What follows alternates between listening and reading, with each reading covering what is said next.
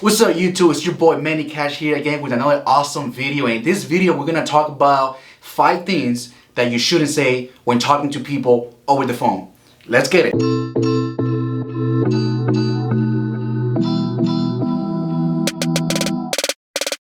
Many gifts,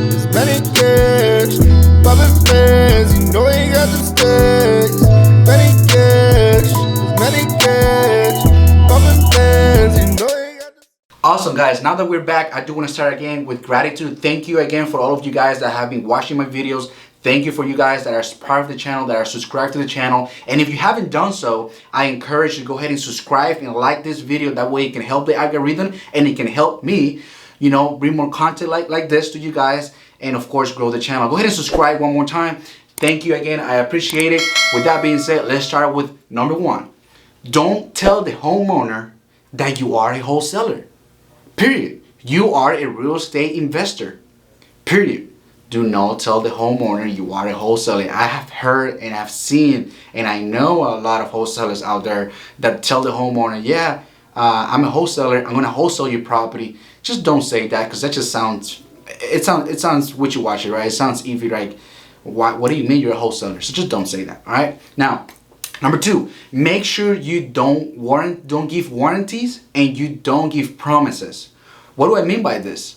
Well, I've seen and I've heard other people where they tell the homeowner that they're gonna close a certain day even before they get the contract. In my opinion, I don't do it. I'm talking to you guys what works for me and what I do.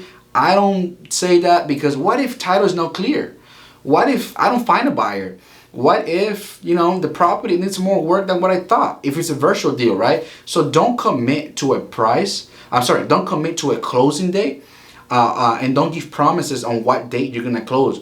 For example, you know, Mr. Seller, don't worry, we're gonna close in 5 days. We're gonna close in 7 days, and you haven't even got the contract.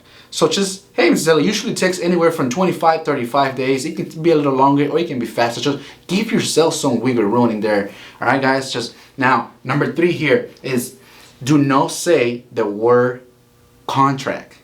I can't stress that enough. Do not say the word contract.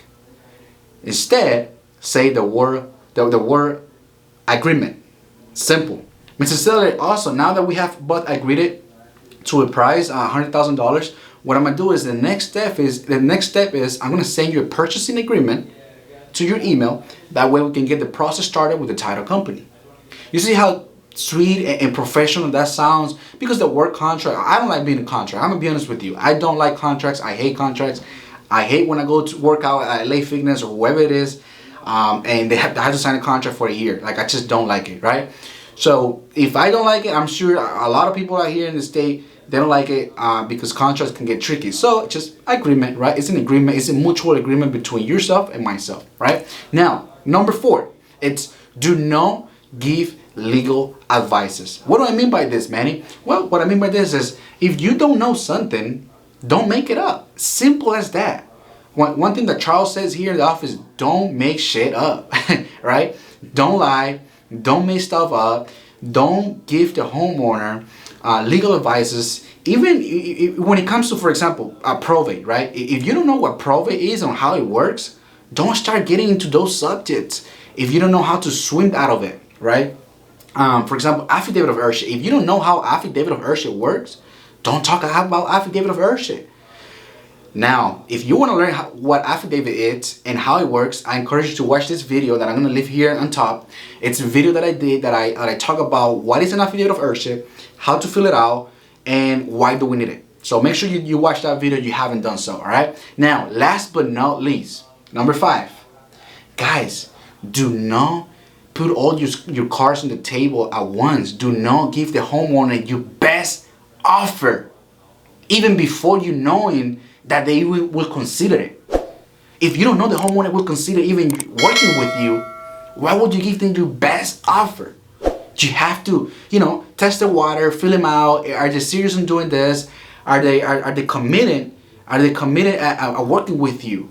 Which, by the way, I'm gonna be covering that in other videos, right? On how to get commitment out of the seller. How to make sure that before you make an offer, you know for sure that they're gonna sign the contract.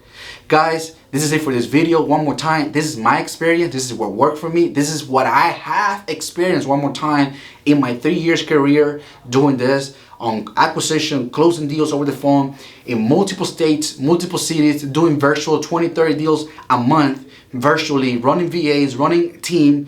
So that's just my experience one more time. And if you like this video, I want to ask you this one more time. What kind of content would you like me to deliver to you? That way we can all grow together and we can almost, most important, turn on the hustle together. Guys, it's your boy Manny Cash, and let's get it. Many gifts, many